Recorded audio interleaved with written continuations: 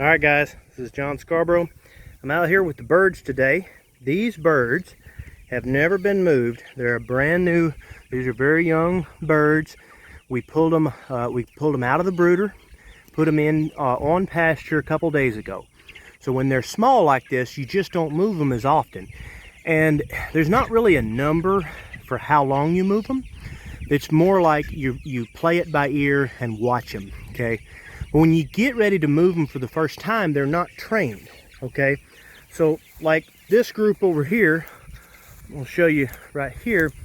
This group, we're about to move them. They're old enough, they're used to this. Once you move them a couple times, they get used to it. They'll move right there with you, okay? But these are still young and they're just not used to moving. They're just now getting used to grass, okay?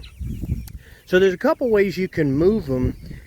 And you need to be careful when you first move them, because you don't want them to get run over. If you look back there in the back, if you can see in the lighting, if you go to moving them too fast, you know, they may not know to move out of the way and they may get run over. Usually what would happen is you might get on a foot or something like that. So what I do is, okay, so the first thing you can do is you can move them up just like maybe a foot or so every day and just get them used to that. But what we usually do is we wait for just a little bit until the grass starts to look about like that. You know, we don't want to eat it all the way down.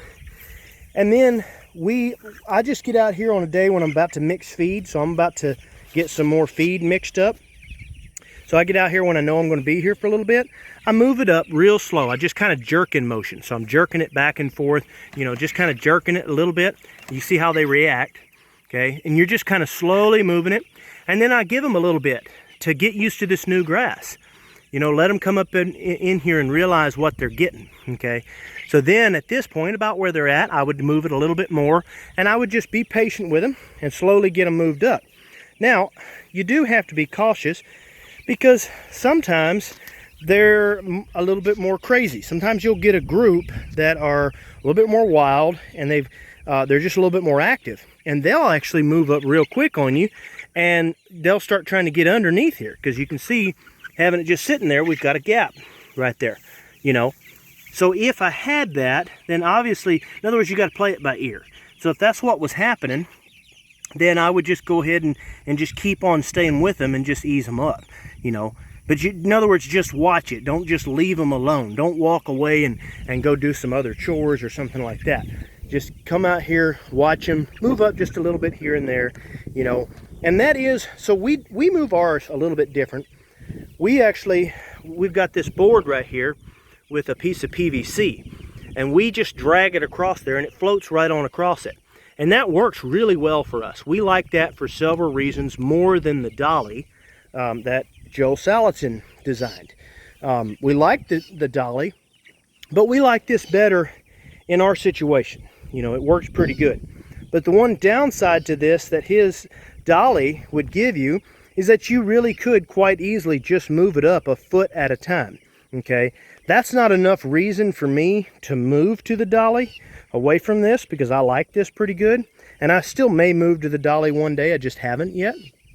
But it is a pretty good thing to consider when you're getting ready to build these, okay? But the main thing is when you're getting ready to move them up, just move them up a little bit at a time. Be patient with them. Usually once you move them that first time or two, they usually get used to it, you know.